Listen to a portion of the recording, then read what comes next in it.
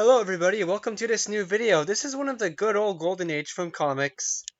Batman issue 4 is comprised of 4 stories under the cover. It released March 5th, 1941, with a cover of Winter 1941. Now, this whole issue, all 4 stories were done by the same people. It's all written by Bob Kane and penciled by Bill Finger, inked and lettered by George Russos and Jerry Robinson. The first story has the Joker, Batman's greatest enemy, the most famous comic book villain ever. The story is titled The Case of the Joker's Crime Circus. The story opens with the ending of the Joker's last appearance, the Joker falling over a ship's railing. The Joker is left bobbing in the ocean until, hours later, a yacht comes by and saves him, bringing him to shore. The men say he looks weird, not knowing who the man really was. The Joker then goes to the edge of town in this old, haunted-looking mansion, his very first ha-hacidnea. We then jump 2 months later to Batman and Robin. They stumble upon a gang of crooks robbing a house. They almost win, but then a giant strong henchman slaps Robin down and slams Batman into the wall. Something is up with these crooks since before, when they jumped off a high wall, they somersaulted before they hit the ground, like how an acrobat would. Alright, I'm just gonna spoil the whole story quickly this time. The Joker is working with the criminal circus to perform at rich people's houses at parties, to scope out the place, then come back later and rob them easily. Batman and Robin figure this out after one more robbery they commit and crash their latest show. This is the Joker's third appearance in comic books. I haven't talked about the Joker while doing my single issue reviews yet. Originally, the Joker was more of a normal gangster with a weird look who laughed a lot. A lot of people still think the Joker at the start was mostly funny, like Cesar Romero's Joker, but in truth, he was very violent and murdered some people and even had some scary looking scenes. This issue marks the first time in history that Batman's place of operations is named as Gotham City. This issue marks also the very first appearance of the Gotham Gazette, and like I said, the Joker's first known ha-hacidnea. Batman thinks that the Joker is dead at the start of this issue, and in the Golden Age, the Joker and Batman were simple adversaries. Joker didn't need Batman to know he was back in town or anything. I think this story is a good plot for the Joker. Him having a circus crew, him being in charge, and dressing up like a normal clown. I really love these 2 panels where Joker quotes an old song. I like that Bruce Wayne is looked at by other rich members of Gotham as a rich kid who is bored with life, when really, he's the exact opposite. In fact, Bruce is specifically at this party to watch the Joker's circus act perform. There's a cool move during a fight scene where Robin, running away, pretending he's scared of the thugs, he climbs up a tall ladder, and then he drops back down, holding on to the closest guy's legs, dragging him down and knocking down everyone else on the ladder. Batman goes one-on-one against the strongman and lifts him over his head and throws him. Batman's just doing to him what the strongman did to Batman at the start of the story. After the party crashing, Batman and Robin chase Joker to his ha-hacidnea in the Batmobile. In the mansion, Batman and Robin see a ghost. Batman grabs him, but while distracted, the Joker pops out of a hidden wall panel and grabs Robin. I'd say it is a creepy looking moment in the issue. Batman walks into a room and gets stuck inside. Then, a floating Joker face appears in the air, and laughter begins. The face keeps getting bigger, and the laughing gets louder. I guess that was done to try and drive Batman crazy. Batman leaps behind the image and stops it. The Joker's face was from a projector, and the laughing was from a recorder. Batman then uses an explosive pellet to get out of the room before he gets hit with poison gas. Batman wasn't given a chance to catch a breather in that room. Out of the first 3 Joker tales, this is my least favorite one. The first part of the story isn't that unique, but the haunted ha-hacidnea and the mind game / fight against Batman make this story a lot better. Also, look at the Joker's last 2 panels here. It's colored like he's missing his clown makeup and Batman can see his real face. The next story is called Blackbeard's Crew in the Yacht Society. We open being introduced with the characters on this story boarding this ship. They are rich members of society, and every year they all go on a yacht trip together. One is a girl with 2 guys hoping to marry her, another one is there with his butler, and another one is broke now and depressed. This opening reminds me of the Gilligan's Island theme song. This year, the ship gets stopped by pirates in the 20th century. What? A call gets sent out to the mainland about this, but the authorities don't believe it, but Batman and Robin do. Batman and Robin take the Batplane over the ocean and find the pirate ship. The pirates kidnapped everyone and brought them aboard. The Batplane transforms into the Batboat and gets closer to the pirate ship. The Batplane was adapted here, starting the trend of Bat-themed vehicles. When they land on the ship, all the pirates attack the heroes and even get Robin shoved off the plank into the sea to be eaten by a tiger shark. Batman jumps in after to save Robin by killing the tiger shark with a blade. Yeah, Batman kills an animal here. I don't have a problem with it, but it's not something I expected to see here. The pirates see blood on the water and assume the shark got both the heroes. Batman sneaks back inboard, to where the hostages are being held. He asks for their help. He needs them to run and grab arms when he and Robin are fighting the pirates again. Some say no, and some jump at the chance. My favorite guy who does this, he says yes while chewing out his pushy boss of 10 years.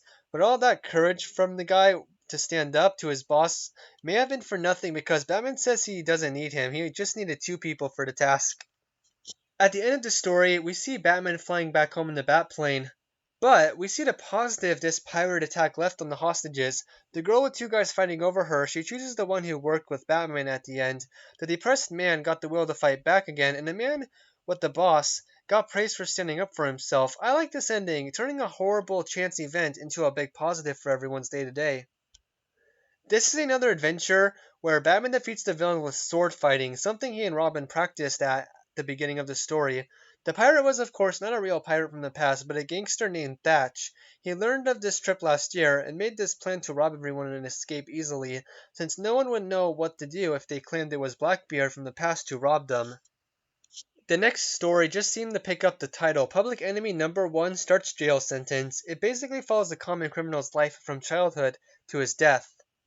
It starts with a kid named Jimmy McCoy who is at the grave of his father with his mother. He grows up to be a bully on the block and got an offer to make some money. He then delivered bootleg liquor, lying to his mom about what he was really doing for money. He gets caught and is sentenced to juvie. The ruling for Jimmy shocks his mom into a heart attack and she dies. Jimmy then blames the law for killing his mother. He is released later but caught again and goes to big boy jail.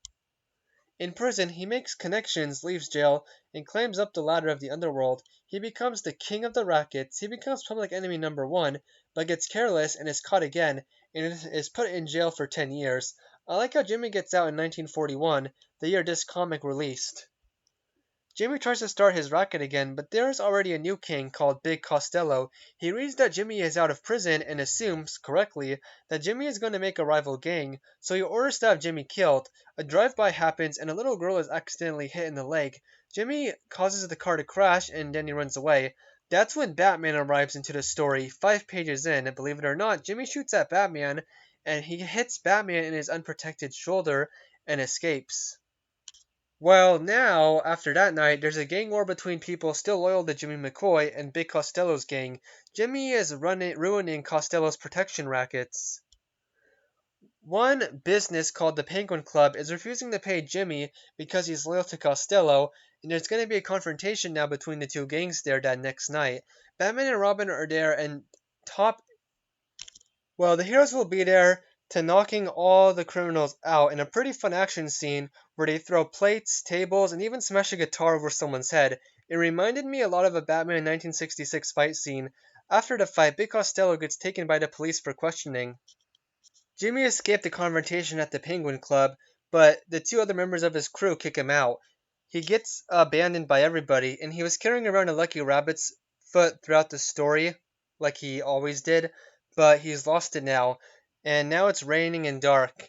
Jimmy is now determined, though, to kill Big Costello for tonight and walks into the courthouse in the rain. Yeah, this moment is written and drawn like he's almost knowingly walking towards his death. Big Costello exits the courthouse free as a bird and gets shot down by Jimmy McCoy. After this, Jimmy chokes and falls down the courthouse steps, dying face down in the rain from a heart attack. The whole ending is very cinematic. Even though this story didn't have any supervillains, Batman and Robin were only in half of it, if that, and both antagonists of the issue died at the end. I really liked this storyline and the cliche lesson it taught of crime doesn't pay. This story was my favorite one in this whole issue. The ending surprised me that it ended so quickly after Jimmy's death. The last story is Touchdown for Justice, or, so the DC Fandom website says in the DC Omnibus Batman The Golden Age Volume 1, it's titled Victory for the Dynamic Duo. Some thugs are trying to injure a well-known football coach. Batman and Robin jump in and scare the bad guys away. The football coach is head of the Panthers, and they're about to play against the Lions, the team owned by Stacy the Gambler. The thugs get in the car to leave and continue firing at the coach, while driving away. Batman uses one of the thugs' dropped guns and shoots the gunman's hand. This issue makes it clear for the first time that Batman doesn't kill with any weapon, nor does he use guns. Or, well, kills with a gun. Later, Stacy the Gambler, thanks to a mole in the police department, believes that Bruce Wayne is Batman since Wayne hangs around Commissioner Gordon a lot. So, a call to Wayne Manor asks Batman for help. The next night, Batman goes there and is confronted by gunmen, but Batman escapes. The thugs chase Batman to the outskirts of town, and Stacy talks to his men stationed outside Wayne Manor. Well, Bruce Wayne steps out, tells them to leave, then goes to his chair and reads. Then, Batman shows up like a second later and defeats the thugs. And that was the proof that Bruce Wayne is not Batman. Yeah, Batman had a suspicion from the start when he called his home phone for Batman's help. Now, how did Batman pull this off? Well, a lifelike dummy was used, and Robin moved some strings to make it seem alive, making the thugs believe they were watching the real Bruce Wayne.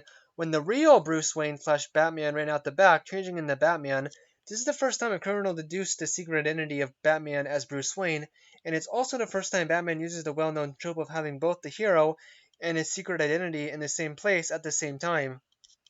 I find it funny how Batman goes out of his way to explain how he confronted the thugs and how Bruce Wayne was there. Like, just Batman pulling it, stating this kind of seems suspicious, but anyway. Stacy has now kidnapped the star quarterback of the Panthers, Stockton. Batman dresses up as Stockman, even changing his face with makeup, which I guess Batman always carries around. He sends Robin to track one of Stacy's thugs back to their hideout to free the real Stockton.